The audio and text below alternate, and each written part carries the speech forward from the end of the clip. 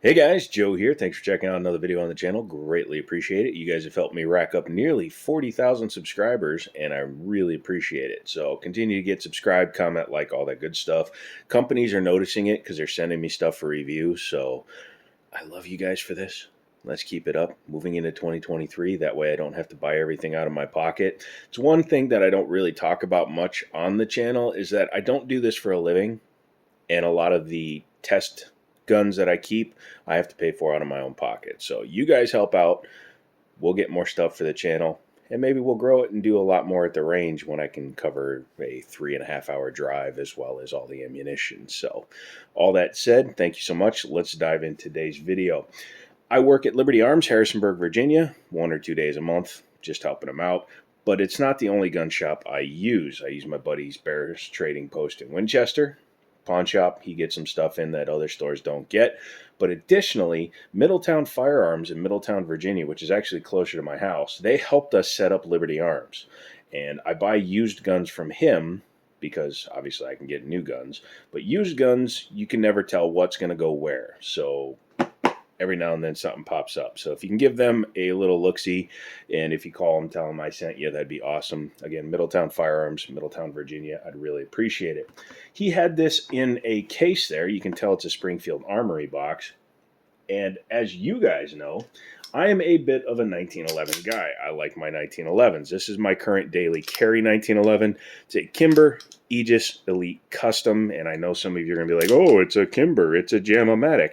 No. If you tune them, and they do need some work, not going to say that they don't, but with a little bit of polishing, I polish the feed ramps, clean the rails up, take the finish off the rails, smooth everything out. This gun has over 2,000 rounds, various ammunition, hollow point, ball nose, all that stuff. Not a single malfunction outside of a magazine follower breaking, but that was the fault of the magazine, not the gun. So if you can do a little bit of work yourself, you can wind up with a great gun. But in terms of my carry guns, I've been going up and up and up in terms of where I am in the market. So at about $1,200, because it has the upgraded sights, actually it's closer to $13 if you were to get the upgraded sights directly from Kimber. This gun is on the high end of what most people would consider carrying. It's actually high mid-range guns for 1911s to be in the $1,200 to $1,500 range. But I wanted to continue looking because I don't want to just carry that one. I'd like to have other guns in the collection. And this one is a relatively new model released, I believe, at the end of 2021. And as you can see, this is the Springfield Emissary 1911 chambered in 45 ACP. Beautiful gun. Take a look at what it comes with in the box. Bit of a warning, I bought this one used, but it came with all its accessories. It comes with your soft bag, 2 Mech-Gar mags. The other one is in somewhere. I throw mags around. Comes with its original book, gun lock under there, and it came with this little baggie. No cocaine, unfortunately. But inside the baggie, you have an Allen key, which is needed for a couple of things, actually. A second mag release, which I believe was actually modified on this gun, as well as a flag for the chamber. Just your common stuff. Nice. Springfield doesn't invest a lot into hard cases, and that's fine by me, because hopefully that means they invested it in the firearm. Taking a look at it, it is a two-tone gun, very much like my Kimber. That's why I kind of liked it. But this one has some distinct advantages that will allow this to be more of a home defense or nighttime carry gun. And that includes the rail, which is very important for mounting things like an Olight. This is a flashlight Olight, which is all I really need. I don't need the laser. Once you do that, then you can finger control a nice bright light. So Olight makes a good product. They're very reasonably priced and pretty durable, so check them out. I can probably link to those in my comment section. But yeah, so you have the rail like the TP operators and a couple other models of 1911s do. But the most striking thing, besides the slide, is the grip on the Emissary. As you can see, it has extremely low lines per inch count at 10 lines per inch on the checkering, front and rear. And the side panels are VZ, and they copy the cuts. In fact, this is called the frag grenade pattern. It was created by a guy, I believe his name is Ned Christensen, and VZ actually worked with him to make the grips, and then Springfield worked with VZ to copy the cuts onto the front and rear backstrap. Very chunky, very, very grippy. I like those. Another thing you'll notice right away is a squared off trigger guard, which is again different from a standard 1911, which is rounded. I do like the squared off look. It kind of looks neat and looks a little bit different. In fact, if you look at a lot of 2011s, they use a squared off trigger guard on the removable grip part of the gun, and this is just kind of cool like that. It does have an enclosed flat face nylon trigger with a steel bow that it's on. It basically imitates a long trigger, which I'm actually not a fan of. This is an adjustable trigger with the adjustment all the way back. What that means is the travel is shorter. So even though it looks like a long trigger, it pulls like a short trigger. You can see how short the travel is. Whereas this one is just straight up long trigger. Also, when the safety's off. But it's got a longer pull. It's not quite as short. I don't mind it, but I wish it was an adjustable trigger. You can change out the trigger, obviously, and put in whatever you want. Very nice extended beaver tail. Comes up very high to make sure that the hammer can't bite you. Extremely large skeletonization there. And again, nothing in the trigger. Very nice memory notch on the beaver tail and flat mainspring housing, which is nice. This has Springfield's night sight up front, and it actually has an upgraded 10.8 Performance Labs rear sight on it. Somebody had already put that on this gun. In fact, they've done some modifications to this gun that I'm learning as I go through it. For an example of what the standard rear sight is, this is what a standard Springfield rear sight looks like on Worth. But this is a Springfield Hellcat Pro, and the typical rear U-notch is white lined like that. Easy enough to pick up, but it's not. It's basically just as wide as the front sight, so it's a more difficult picture to pick up. This is wider and shallower, which allows for easier front sight acquisition, because when you're shooting fast, you only want to really find that front dot anyway. We'll be doing a video on the Springfield. I think I already did one, but we'll do a follow-up. As I was saying, I think it's had some modifications because things like the trigger on this one is much lighter than a standard one. 10.8 Labs measured it at about a 6.5 pound average. A couple other channels have been in the 5.5 to 7 pound average, and I misplaced my line gauge, but I measured this one and I ran it like 12 times just to make sure I was getting a good average. And it comes out between 4.25 and 4.5 pounds, which is actually really decent for a carry gun. For a comparison, after I did some work, changed some springs, did a few things to this gun, this Kimber has a 2.5 pound trigger. So this is an extremely light trigger, more of a target and match grade trigger, where 4.5 is still a very nice trigger and a very usable trigger. Once you get over like 6.5, 7 pounds, it's getting a little excessive for a gun like a 1911. I know that 6 to 7 pounds is pretty normal for like a Glock or a Springfield, like XDM and stuff, but for a 1911 it should be a lighter trigger. Came with 2 Mekar mags, 8-round capacity. Mekar makes basically everybody's mags these days, although I really like Wilson Combat and Ed Brown magazines for alternatives. Let's do the trigger pull here. You have to obviously depress the grip safety, and then the trigger has a little bit of take up, and then very, very crisp break. The reset, you hear it more than you feel it, but again, I have nerve damage, so that could be me. And follow-up shot is nice and tight. Only has rear slide serrations, even though it has cuts up here, so it's a little bit harder to grab it from the front unless you do like the paw grip, because if you just do like the press check grip, you can slide across unless you're like bearing down on top of the tri-cut top. It's a nice addition, the tri-cut, because it makes it look a little bit more primo, and it has 40 lines per inch striations for glare mitigation. Coming to the front, you will notice that it is a bushingless gun, so it does not have the standard bushing of a 1911, which is both good and annoying. It does mean that they have a nicer barrel with a really nice crown on it. It looks really good on the front of the gun there, but it also means it's a little bit more of a pain in the butt to take down, a little bit more 2011-ish.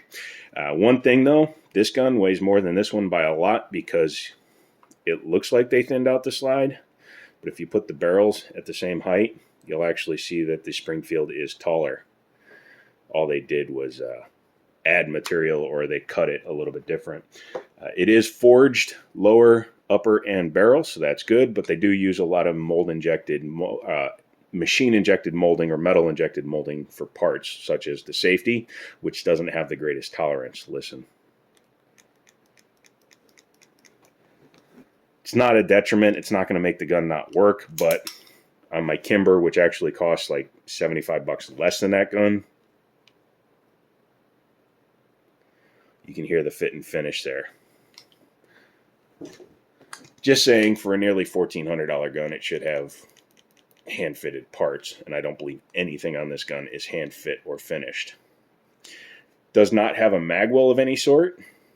Again, for a nearly $1,400 gun, you think it would have a magwell, especially since it's a flat mainspring housing. It's perfectly made for magwell, and the TPRs have the magwell that screws into the mainspring housing, but this one doesn't even have the facility for putting a screw. So again, a couple of things I wish it had, but we'll have to take it to the range to see how it shoots in order to justify the things it doesn't have. I already have grips and a magwell coming. They're going to be a little bit different. This being the super thin grip, you can see how thin it is, does not come up over the plunger tube, so I have a set of standard size grips coming that will actually cover the plunger tube, much like the ones on here. Ignore the bobtail, but a standard one comes up and covers the plunger tube. Now, the odds of the plunger tube coming loose are very low, but if it does, it can be a pain in the ass. I think that's about it there. What do you say we take her down? And in order to do that, I need the little baggie that didn't have cocaine in it. Where'd I put it? There we go. Because inside here, you actually have an Allen key, and that Allen key is used for a couple of things. Number one, you can use it to push in things like the ILS pin back here, the internal locking system for the rear mainspring housing spring. But you can also use it for the takedown, because much like a 2011, first let's clear it. Yep, it's clear. Lock it back. It uses a bushingless design, which requires you to get something into that little pinhole. You can use a paper clip.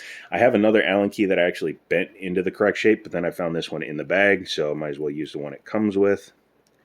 It's a bit fiddly because the one I made is a little bit shorter, but works just fine.